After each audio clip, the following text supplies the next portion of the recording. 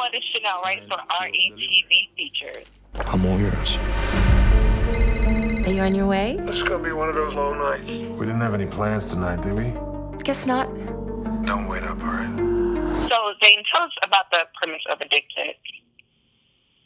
Addicted is about a married woman named Zoe Renard who is married to her childhood sweetheart. And they have, successful businesses. They have beautiful children. She has a great mother, great home, everything. But like a lot of women who seemingly have perfect lives, Zoe has some issues that she hasn't dealt with. And because of that, this leads her into a downward spiral into having numerous extramarital affairs. And it's all about how a couple can see one person in a relationship can think that everything is perfect and the other one thinks that everything is horrible. And that happens in a lot of marriages and relationships. So the goal is to really open up the floodgates of communication between couples. Are you on your way? This is gonna be one of those long nights. We didn't have any plans tonight, did we? Guess not. Don't wait up, all right? So what was the casting process like for Addicted? Did you know who you wanted to be in the movie, or did you leave it up to the casting directors? Tell me how that was. Well, years ago, we had planned to do Addicted before, and so for the lead role, we actually had more than 90 women audition for the lead role. And Sharon Hill was one of the very, very top contenders from day one. So that was pretty much an easy selection. Boris was as simple as the director calling me one night and asked me what I thought about Boris as Jason, and I said that would be great, and that was the end of that. Casting was really pretty easy. I mean, all the guys are great, and as far as William, once we cast Boris as the husband, I mean, it was like kind of common sense that we had to really go hard with whoever was going to be the main person, the catalyst for her to cheat, because a lot of women are tempted all the time. But just like the trailer says, sooner or later you cross that line. So it had to be somebody that would be realistic for her to cross that line for.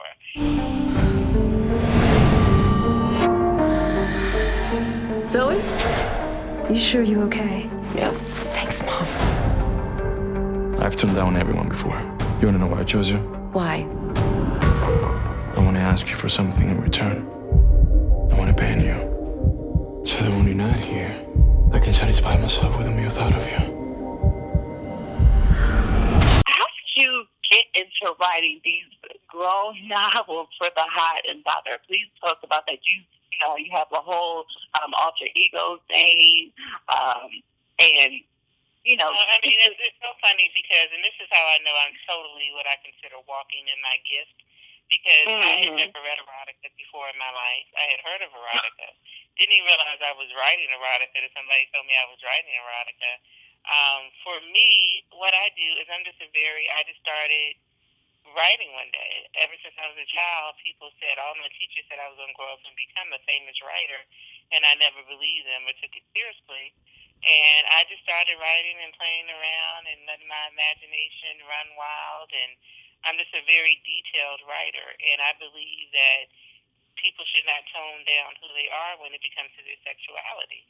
So if people really read my books, they'll see that I'm just as detailed in all the other aspects of people's lives as I am with the sex. I just simply don't tone down their sex life. And how do you feel about the stomping out of the sexual taboo in this country? Did you want to make these theories so women could tap into that sexual freedom, or were you just writing just because your imagination was running wild and you just happened to start writing erotica? Well, it was really a combination. When I first started writing, I was never with the intention of ever actually publishing anything. But at the same time, I started giving advice to other women back in 1997 when I first started posting little short stories and stuff online. I was really surprised by both the negativity that I received from some people. Like, they were just, sexuality was so taboo. I didn't realize that. I guess I was living in a vacuum. And then I started getting emails from women who thanked me for letting them feel that they were making them realize that they were normal for having those types of feelings and stuff. And so then I said to myself, wow, I was just really surprised that women weren't as sexually uninhibited as I thought.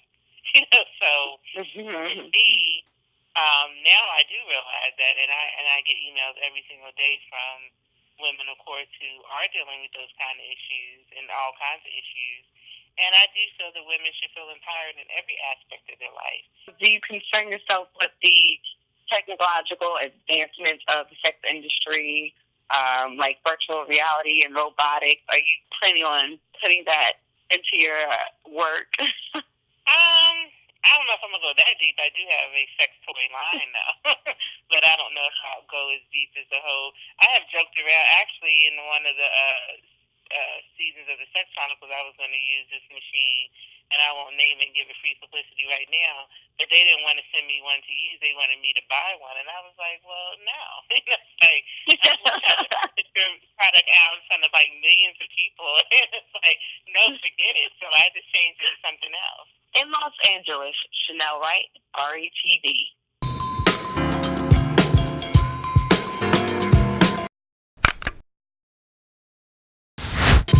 For more hip-hop and entertainment, log on to rapentertainment.com.